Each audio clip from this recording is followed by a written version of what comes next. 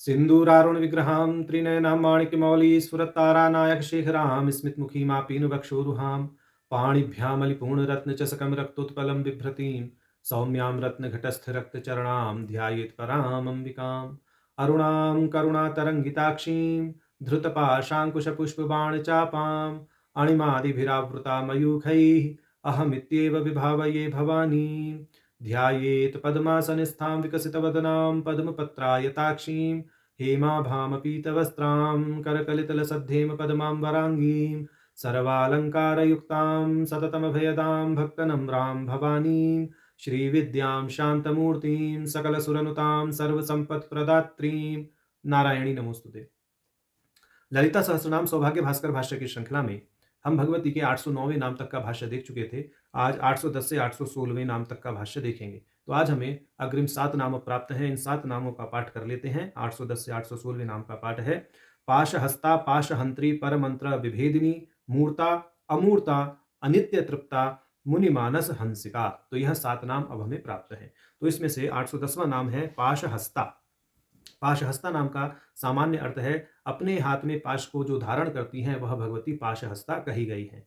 भाष्यकार जी भाष्य करते हुए कहते हैं पाशो हस्ते वाम अधः करे यस्याहा, जिनके बाएं निचले अर्थात पिछले हाथ में पाश है वह भगवती पाशहस्ता कही गई हैं। इस विषय में भाष्यकार जी ने राग स्वरूप पाशाढ्याय जो 8वां नाम कहा गया है ललिता सहस्त्र नाम के अंतर्गत, वहां पर भी यथोचित प्रकाश डाला है।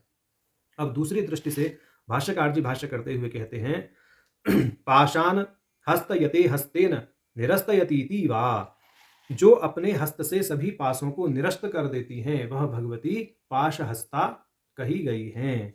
तो इस प्रकार से पाशहस्ता नाम का भाष्य भाष्यकार जी ने यहाँ किया है। अब हमें 811वां नाम प्राप्त है पाशहंत्री। पाशहंत्री नाम का सामान्य अर्थ है समस्त पाशों का नाश करने वाली है, जो वह भगवती पाशहंत्री कही गई है।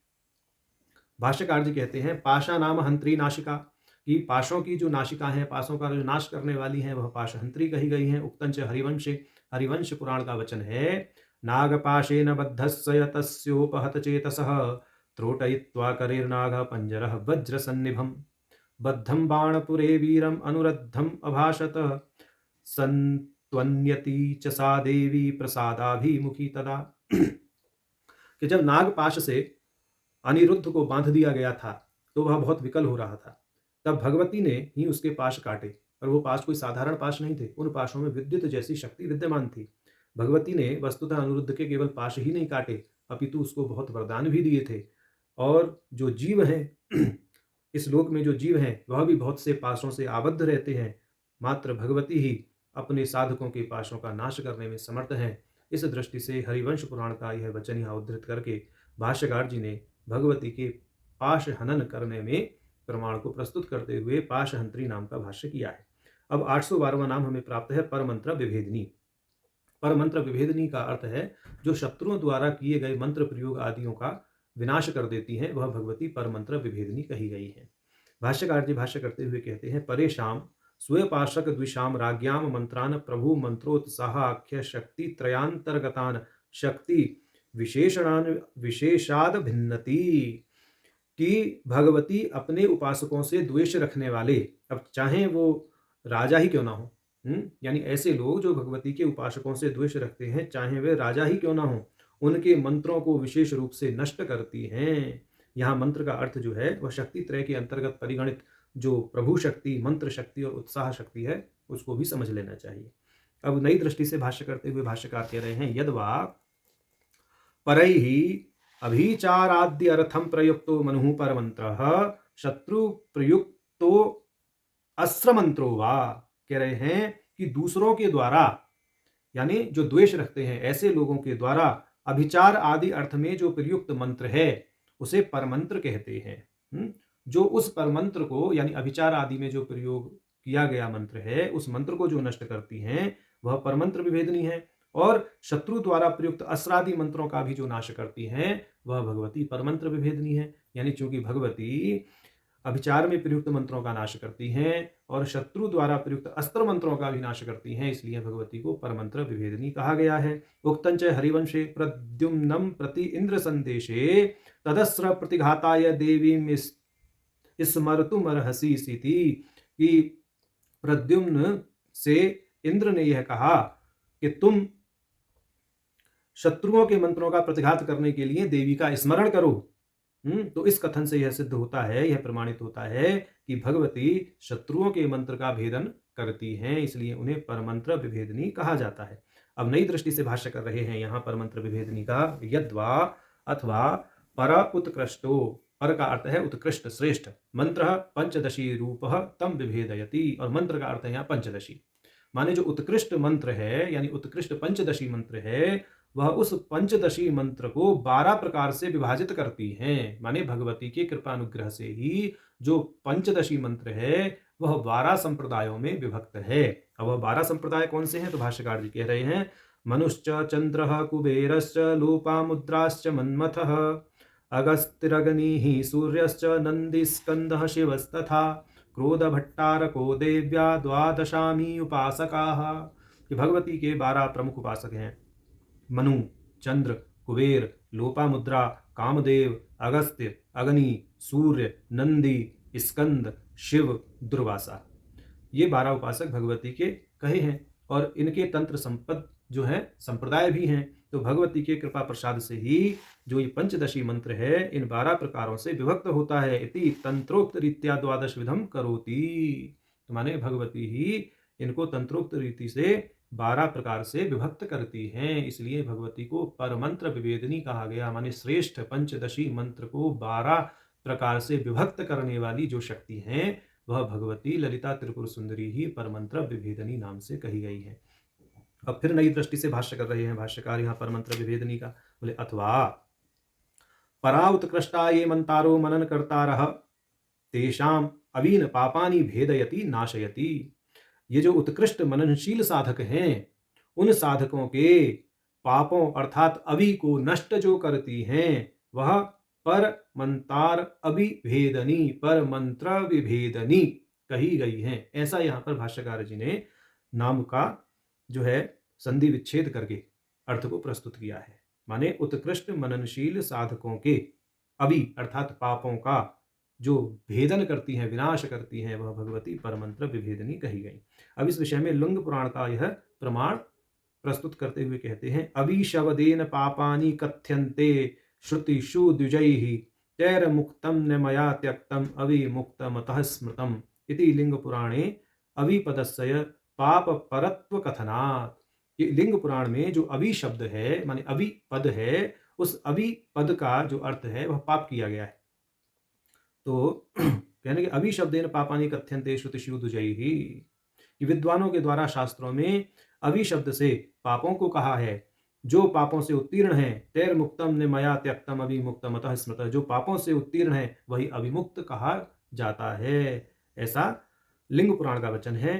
तो यहाँ पर जो पर मंत्र विभेदनी ये जो नाम है, तो पर मंतार अभिभेदनी इस दृष्टि से छंद संधि विच्छेद करके भाष्यकार जी ने उसको व्याख्यायित किया है। तो अब हम आगे 813 और 814 ये जो दो नाम है मूर्ता अमूर्ता, इन दो नामों का युगपत भाष्य करेंगे। भाष्यकार जी ने भी युगपत भाष्य ही किया है। 813वां नाम है मूर्ता, 814वां नाम है अमूर्ता। तो मूर्ता का तो अर्थ है रूप आकारमय विग्रह वाली, माने जिनका जो शरीर है वो रूप और आकारमय है। और अमूर्ता का अर्थ है रूप आकार से परे सूक्ष्म तत्व, माने जो सूक्ष्म भी हैं और रूप आकारमय भी हैं, जो रूप आकार से अतीत भी हैं और रूप आकारमय भी हैं, वह भगवती मूर्ता और अमूर्ता इन दो नामों से कही गई है। मूर्ता नाम का अर्थ है जिनका विग्रह रूप और आकार युक्त है, और अमूर्ता का अर्थ है जो रूप और आकार से उत्तीर्ण सूक्ष्म तत्व है। भाष्यकार जी कह रहे हैं, रूपवत वस्तु मूर्तम वायु आकाश आदिकम अमूर्तम तद रूपा इति नामद्वयार्थः, कि दोनों नामों का हम एक साथ भाष्य करते हुए कह रहे हैं कि जो रूप युक्त वस्तु है वह मूर्त कहलाती है, जैसे अग्नि, जल और पृथ्वी। भाई पंच तत्वों के जो गुण हैं, जैसे आकाश का गुण शब्द है, वायु का गुण स्पर्श है, अग्नि का गुण रूप है, जल का गुण रस है, पृथ्वी का गुण गंध है। तो अग्नि का ही तो गुण है रूप। अग्नि के नीचे जो दो तत्व और हैं जल और पृथ्वी, उनमें रूप जो है वह अनुगत होगा। आकाश और वायु में तो रूप है ही नहीं। तो इस दृष्टि से आकाश और वायु जो है वह अमूर्त तत्व हैं। अग्नि, जल और पृथ्वी यह मूर्त तत्व कहे गए हैं। तो जो अग्नि जल और पृथ्वी के रूप में अभिव्यक्त हैं वह भगवती मूर्ता हैं, जो वायु और आकाश के रूप में अभिव्यक्त हैं वह अमूर्ता हैं। ऐसा यहाँ समझ लेना चाहिए। कहते यद्वा अथवा पंचीकृतानि महाभूतानि मूर्तानि अपंचीकृतानि तु भूत सूक्ष्माणि अमूर्तानि। जो अपंचीकृत पंच महाभूत हैं वह अमूर्त हैं और जो पंचीकृत महाभूत हैं वह मूर्त हैं। कहने का अर्थ यह है कि जो अपंचीकृत पंच महाभूत हैं, जिनको तन्मात्राएं भी कहते हैं, वह इंद्रियों का विषय नहीं बनते, इसलिए उन्हें सूक्ष्म कहते हैं। परंतु जब पंचीकरण की प्रक्रिया से होकर वह गुजर जाते हैं, यह एक प्रक्रिया शास्त्रों में बताई गई है, वेदांत ग्रंथों में, जब अपंचीकृत पंच महाभूत पंचीकृत हो जाते हैं तो वह इंद्रियों का विषय बनते हैं, माने मूर्त हो जाते हैं। अमूर्त से मूर्त होने में पंचीकरण अपेक्षित है। जो अपंचीकृत पंच महाभूत हैं उनके मूर्त होने में पंचीकरण की अपेक्षा होती है। तो अपंचीकृत पंच महाभूत अमूर्त हैं और पंचीकृत पंच महाभूत मूर्त हैं। तो अब इस दृष्टि से कहेंगे जो पंचीकृत पंच महाभूतों के रूप में अभिव्यक्त हैं वह भगवती मूर्ता हैं, और जो अपंचीकृत पंच महाभूतों के रूप में अभिव्यक्त हैं वह अमूर्ता हैं। ऐसा समझना चाहिए। माने जो पंचीकृत पंच महाभूत हैं वह इंद्रियों का विषय है, इसलिए मूर्त हैं, और वह पंचीकृत पंच महाभूत क्या है? भगवती की ही अभिव्यक्ति है, इसलिए भगवती को मूर्ता कहा गया।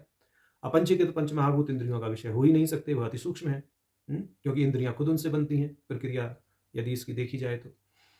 और चूंकि वह इंद्रियों का विषय नहीं बनते हैं, अमूर्त कहलाते हैं, और भगवती उन अपंचीकृत पंच महाभूतों की भी कारणभूता है, इसलिए उनको अमूर्ता कहा गया है। ऐसा समझना चाहिए। अब आगे कह रहे हैं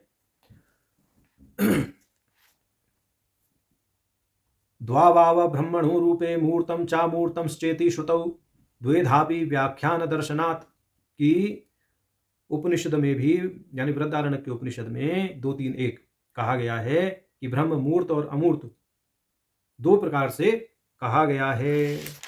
ऐसा बृहदारण्यक के उपनिषद का वचन है। अब आगे भाष्यकार जी कह रहे हैं प्रपंच ब्रह्मणि च मूर्ता मूर्ते। जो जगत प्रपंच है वह मूर्त है और जो ब्रह्म है वह अमूर्त है।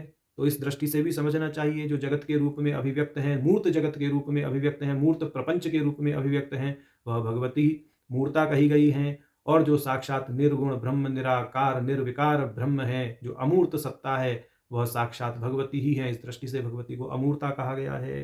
अब आगे विष्णु पुराण का वचन वह इस पक्ष में देते हुए कहते हैं द्वे रूपे ब्रह्मणस्तस्य मूर्तं चामूर्तमेव च क्षराक्षरस्वरूपे ते सर्वभूतेष्वस्थिते अक्षरम ब्रह्म कूटस्थम क्षरम सर्वमिदं जगत। विष्णु पुराण का कथन यह है कि ब्रह्म के दो स्वरूप हैं, मूर्त और अमूर्त।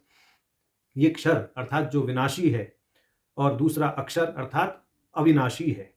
ये दोनों सभी पदार्थों में हैं। अविनाशी नित्य ब्रह्म है और विनाशी अनित्य जगत है। ऐसा विष्णु पुराण का कथन है। इति विष्णु पुराण दर्शनात्। अब आगे तार्किकों के विषय में कुछ उल्लेख करके इस नाम के भाष्य को पूर्ण करते हैं भाष्यकार जी। मूर्ता और अमूर्ता दोनों के का जो युगपत भाष्य कर रहे हैं इसको पूर्ण करेंगे।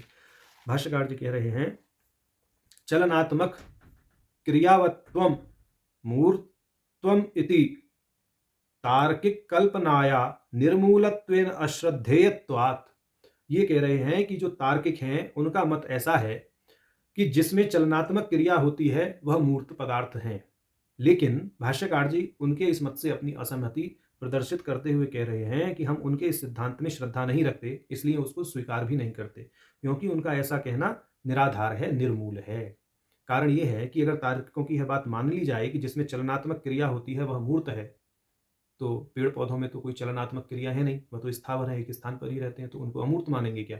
और वायु जो कि दिखाई तो देता नहीं, स्पर्श का विषय मात्र है, वह चलता है, तो क्या आप उसको अमूर्त जो है मूर्त मान लेंगे क्या? वास्तव में तो वायु में रूप है ही नहीं, जिसमें रूप नहीं है उसको मूर्त भी कैसे मान लेंगे? तो इस दृष्टि से न्यायिकों का या तार्किकों का यह जो मत है, इसकी जो कल्पना तार्किकों ने की है कि जिसमें चलनात्मक क्रिया होती है उसे मूर्त कहते हैं, तो भाष्यकार जी उनके इस मत से सहमति नहीं रखते हैं और कहते हैं कि उनका ऐसा कहना निराधार है। परंतु यहाँ भाष्यकार जी ने उनकी बात का खंडन नहीं किया है, अपनी अश्रद्धा मात्र व्यक्त कर दी है एक पंक्ति में, और ऐसा कह के उन्होंने मूर्ता और अमूर्ता नाम का भाष्य भी यहाँ पूर्ण किया। अब हमें 815वां नाम प्राप्त है अनित्य तृप्ता। अनित्य तृप्ता का साधारण अर्थ है जो अनित्य पदार्थों के उपचार से संतुष्ट होती है, वह भगवती अनित्य तृप्ता कही गई है।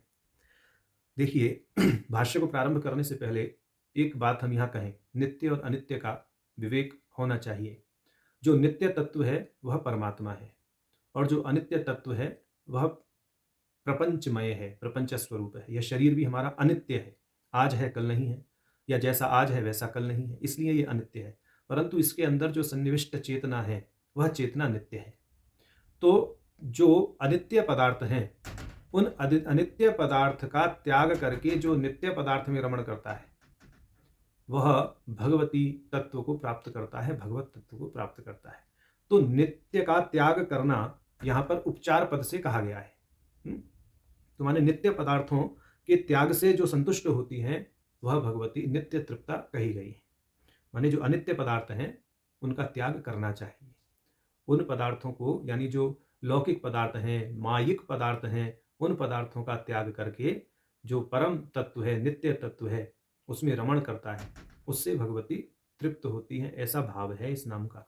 तो परंतु अब भाष्यकार जी जो भाष्य कर रहे हैं उसी धारा में भाष्य करते हुए चलते हैं। भाष्यकार जी कहते हैं, अनित्यैः एव उपचारैः तृप्ता इति पंचाक्षर नाम भक्ति मात्र प्रयत्वात्, कि भगवती जो हैं वह अनित्य पदार्थों के अर्पण करने से, त्याग करने से संतुष्ट होती हैं, इसलिए उन्हें अनित्य तृप्ता कहा गया है। तात्पर्य यह है कि भगवती को नित्य पदार्थ की भक्ति मात्र प्रिय है। माने नित्य पदार्थ की भक्ति कीजिए, अनित्य को तो अर्पण कर दीजिए, त्याग दीजिए, छोड़ दीजिए, उनका उपचार कर दीजिए। तो ऐसा ये 5 अक्षर का नाम कहा गया है। तो भाष्यकार जी ने यहाँ पंचाक्षरम नाम इति ऐसे पद का प्रयोग इसलिए कर दिया ताकि कहीं अकार का प्रश्लेष कोई ना करे और इसको नित्य तृप्ता नाम समझ ले।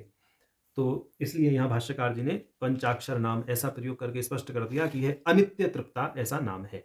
अब आगे कहते हैं, अब नई दृष्टि से भाष्य कर रहे हैं भाष्यकार जी, जीवैः तृप्ता इत्यर्थः। और उससे पहले भी भाष्यकार जी ने यहाँ यह स्पष्ट कर दिया है, अनिति श्वसतीति जीवो अनिति पदार्थः जीवैः तृप्ता इत्यर्थः, कि अनित्य तृप्ता का अब यह संधि विच्छेद इस तरह से कर रहे हैं, अनिति अतृप्ता। तो अनिति का अर्थ होता है जीव या श्वास, सांस कहते हैं जिसको, और अतृप्ता का अर्थ है जो संतुष्ट नहीं होती, माने जो जीवों से या श्वासों से संतुष्ट नहीं होती। क्यों नहीं होती उस विषय में कह रहे हैं, यस्य ब्रह्मस्य क्षत्रम चोभे भवतोदन इति श्रुत्या सर्वभक्षकत्वात्। भगवती जो हैं निरंतर ही जीवों का क्या करती हैं, ग्रास करती रहती हैं। वह सभी जीवों का भक्षण करती रहती हैं, क्योंकि जीव जिनको मोक्ष की प्राप्ति नहीं होते वह मृत्यु के द्वार से भगवती के गर्भ में ही प्रवेश करते हैं। फिर भगवती की इच्छा से पुनः सृष्टि होती है, उनको कोई अन्य जन्म या योनि प्राप्त होती है।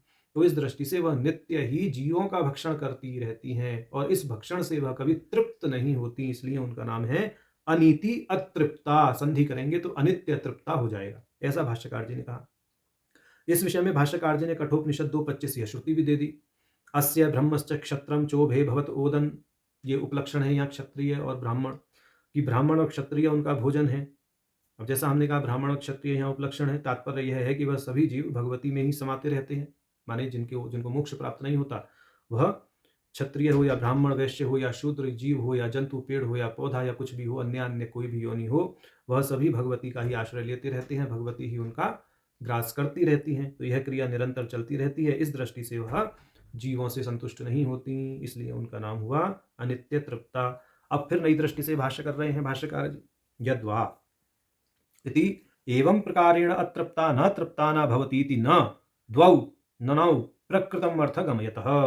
विशेष रूप से भाष्य है, अनित्य तृप्ता की संधि इस प्रकार से करेंगे, अन इति अतृप्ता कहने का अर्थ है जो किसी भी प्रकार से अतृप्त नहीं होती, अर्थात जो सभी प्रकार से सदैव तृप्त ही रहती हैं, उनका नाम है अन इति अतृप्ता, यानी अनित्य तृप्ता। तो यहां पर अन एक तो यह नकारात्मक पद हो गया और अतृप्ता में अकार नकारात्मक पद हो गया। तो यहां दो नकारात्मक पदों की हमें प्राप्ति है। तो ऐसा यहां भाष्यकार कह रहे हैं, द्वौ ननौ प्रकृतम अर्थम गमयतः। जहां दो नकारात्मक पद हों वहाँ सकारात्मक प्राकृत अर्थ ही समझना चाहिए। अब जैसे कहा ना कि जो किसी भी प्रकार से अतृप्त नहीं होती, इसका मतलब वह सभी प्रकार से तृप्त होती हैं। ऐसा इसका अर्थ भाष्यकार जी ने निकाल लिया। अब कह रहे हैं ईदृशः प्रकारो नास्ति येन तृप्ता न स्यात्, कि ऐसा कुछ भी नहीं है जिससे वह तृप्त नहीं होती, अपितु वह तो सभी प्रकार से तृप्त ही रहती हैं। माने ना तो कोई पदार्थ उनको तृप्त करने के लिए प्रयुक्त है, ना तृप्त करने के लिए प्रयुक्त है। जो सर्वदा सदैव सभी अवस्थाओं में तृप्त हैं, उनके लिए इस तरह का कोई तृप्ति अतृप्ति का प्रश्न ही नहीं उठता है। अपितु सर्वेरपि प्रकार ही तृप्ता एवं, वह तो सभी प्रकार से तृप्त ही हैं। अब श्रीमद्भगवद गीता 9:26 प्रमाण दे रहे हैं। पत्रं पुष्पं फलं तोयं यो मे भक्त्या प्रयच्छति तद अहम भक्ति उपहृतम अश्नामि प्रयतात्मनः। भगवान कह रहे हैं जो कोई भक्त मेरे लिए प्रेम से पत्र पुष्प फल जल आदि अर्पण करता है, उस शुद्ध बुद्धि निष्काम प्रेमी भक्त का प्रेम पूर्वक अर्पित किया हुआ पत्र पुष्प आदि मैं प्रीति सहित ग्रहण करता हूँ। इति वचनेन भक्ति मात्रेण यद किंचित अपि दत्तम तृप्ति कार्यवेति कथनात्, कि इस वचन के अनुसार भगवती को भक्ति पूर्वक जो थोड़ा सा भी कृतार्थता ज्ञापित करते हुए अर्पित किया जाता है, वह उससे ही संतुष्ट अर्थात तृप्त हो जाती हैं। इसलिए भगवती को अनित्य तृप्ता कहा गया है। तो बहुत व्याकरण का दावपेच लगा करके भाष्यकार जी ने यहाँ भाष्य किया है। अब 816वां नाम हमें प्राप्त है मुनि मानस हंसिका।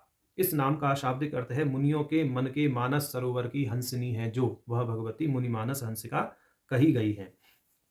तो भाष्यकार जी कहते हैं मुनिनाम मानसम मन एव श्लेषात मानसाख्यम सरस्तत्र हंसी व। मुनियों के मानसरोवर नामक हृदय की जो हंसनी है वह मनुमानस हंसिका कहीं मुनि मानस हंसिका। अब कह रहे हैं यद्वा अथवा मुनिनाम माने बहुमान विषये सहंसिकेव पादकटक युक्तेव तेषाम मानेन संतोषात् नृत्यति वा इति तात्पर्यार्थः हंसकः पादकटक इति कोशः। भाष्यकार जी कह रहे हैं मुनि मानस हंसिका, इसको इस तरह से संधि विच्छेद कर लीजिए। मुनि मान सहंसिका, माने मुनि एक पद हो गया, मान दूसरा पद हो गया और सहंसिका तीसरा पद हो गया। तो मुनि का अर्थ तो यहाँ ले लीजिए, जो मुनि है साधु हैं, संत हैं, साधक हैं, सदपुरुष हैं, सब मुनि हैं, ऐसा मानिए। यहाँ उनके मान में अर्थात उनके सम्मान में जो प्रसन्न होती हैं, माने जब कोई व्यक्ति साधुओं का, संतों का, मुनियों का, साधकों का, सदपुरुषों का सम्मान करता है, वह उससे क्या होती हैं? सहंसिका, वह नर्तकी के समान प्रसन्न होकर के आह्लादित होती हैं। तो ऐसा भाष्यकार जी ने यहाँ भाष्य किया है। तो तात्पर्य क्या हुआ इसका कि जो मुनियों के सम्मान करने पर नर्तकी के समान आह्लादित होती हैं, क्योंकि हंसक पाद कटक ऐसा यहाँ उन्होंने उल्लेख किया है कोश के आधार पर। जो पैरों में बांधे जाने वाले घुंघरू होते हैं, जिनको पहन करके नर्तकी नर्तन करती हैं, जो नर्तक होते हैं वो नृत्य करते हैं, उनके लिए यहाँ पे सहंसक ऐसे शब्द का प्रयोग है। तो जब मुनियों का सम्मान किया जाता है तो भगवती ऐसे ही घुंघरू बांधी हुई नर्तकी के समान आह्लादित होती हैं, इसलिए भगवती को मुनि मानस हंसिका कहा गया है। तो आज हमने भगवती के 810 से 816 इन 7 नामों का भाष्य देखा। नारायण।